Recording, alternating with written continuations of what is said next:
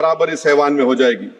और इस आईनी तरमीमी बिल को अगर आप हदबंदी बिल के साथ पढ़ेंगे तो आबादी की बुनियाद पर सीट दी जाएगी। जिसकी आबादी ज्यादा होगी उनको ज्यादा सीटें मिलेंगी, जिनकी कम होगी उनको कम मिलेगी।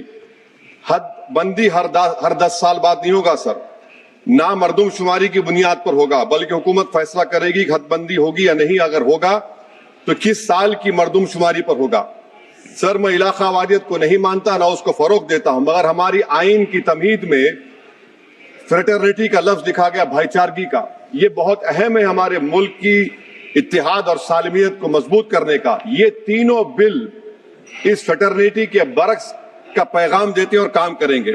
हकीकत ये होगा सर कि शुमाल हुकूमत करेगा जुनूब पर, शुमाल खर्चा करेगा और जुनूब इसको फराहम करेगा। जुनूबी रियासतें मुल्क की जीडीपी में 30% का हिस्सा होता है उनका, और 21% मुल्क का टैक्स रेवेन्यू जुनूब से आता है। 2022-23 साल में 3.46 लाख करोड़ का उनका हिस्सा था, और 19% आबादी है भारत में जुनूबी हिंदुस्तान की।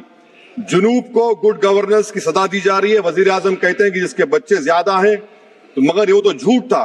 मगर ये बिल अगर कानून बनेंगे तो सच हो जाएगा। सर, अगर आप 6 रियासतों को, बिहार, मध्य प्रदेश, यूपी, राजस्थान, गुजरात और हरियाणा को मिला ले, यहां पर सीट होंगी 392, और सिर्फ 34 सीट की जरूरत पड़ेगी हुकूमत बनाने के लिए। एक कॉन्फ्रेंस की माली इमदाद हुकूमत में की, उस कॉन्फ्रेंस में किसी ने उठकर कहा कि कैसे हम आईनी हिंदू राष्ट्र को हासिल करेंगे। अब पता चल रहा है कि गैर बीजेपी पार्टियों के नुमाइंदगी को डाइल्यूट करने से ही आप एक आईनी हिंदू राष्ट्र बनाना चाहते हैं, ताकि यूसीसी, लैंड जिहाद, हिंदी को लाजमी कर देना, बुलडोजर को आईनी तहफ्फुज देना।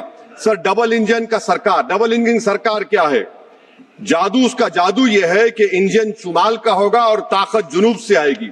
सर, नतीजा यह होगा कि जुनूबी हिंद के तमाम रियासतें अपनी आबादी बढ़ाने का काम शुरू कर देंगी। क्या यह मुल्क के लिए अच्छा होगा? तो तशवीशनाक होगा।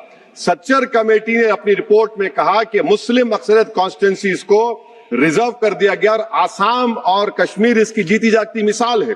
आसाम में 30 ऐसे असेंबली हल्के थे जहां पर मुसलमान जीत के आते थे, उसको 23 कर दिया गया। ये जेरीमैंडरिंग नहीं है तो क्या है? कश्मीर, सर, डुबरी बरबेटा में 60% मुसलमान थे, एक डुबरी कॉन्स्टिट्यूंसी बना दी गई, खत्म हो गया, आप कोई नहीं जीत सकता बरबेटा से। दूसरा मिसाल दे रहा हूं सर, अनंतनाग रजौरी का। कॉन्स्टिट्यूंसी शुरू हो रही है कश्मीर में, कोई, और खत्म हो रही है जम्मू में, कोई रास्ता नहीं, कोई तहजीब का हिस्सा